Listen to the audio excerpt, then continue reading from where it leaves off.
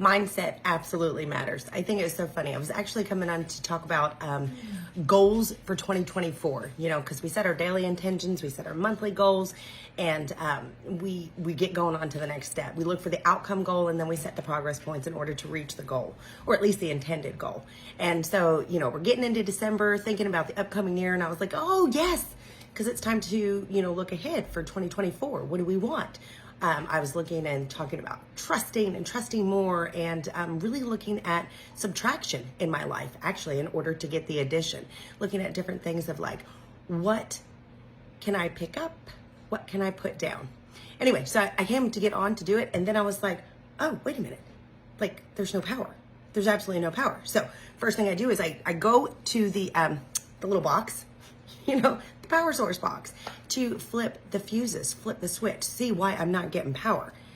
They were all in the right place. So I come back to the plug, and I'm moving around with that, and I'm like, that's not right.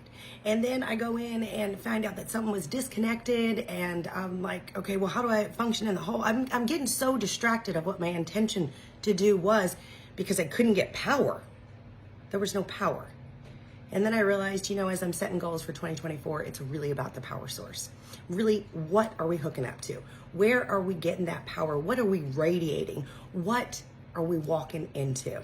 Are we distracted? Are we distracted because the plugs don't work right? Okay, here's an old funny theory.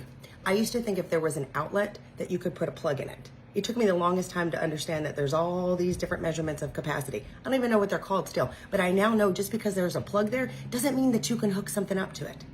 And I think a lot of us need to be reminded that with our time and our energy.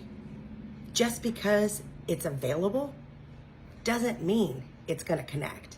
In fact, if we connect too many things, like in our time and energy, just like that power source, we could blow everything because we're not paying attention to what we're hooking up to.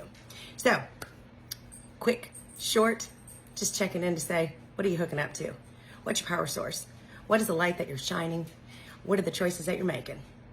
Encourage you to check your environment, check your power of influence of your friends in that environment, reminding that what we choose to do and hanging out with and to whom we hear a voice from helps set the standard for our life. In the standard of which we abide, that's what we're going to live out in action. So, encourage you, find your power source, hook up to it. And just because you think there's an outlet doesn't mean that it's going to work. Anyway, so I'm encouraging you to have a happy day. I want you to maybe consider too for 2024, trusting more in the Lord, looking more to his God-given design, orders and operations of how our life is to be aligned in him. Take a look at all the different relationships that you're around. Are they edifying? Are they glorifying? Are they honoring God-given purposes? Let's walk into 2024. Wow. I was thinking about that. 2024, beyond clarity. Let's do it with purpose, passion, and intention. Let's set ourselves up for success. Let's run the race well. Can't even say it. I think I'm so overwhelmed in it and the self-study and the self-awareness that I've been doing. I encourage you to dig deep, look into yourself, look into the Word, compare what you're feeling to the gap of what the Word tells you to do. Mind the gap as you go forward in your day. And remember, choose the right power source. And whatever you do, have a happy day.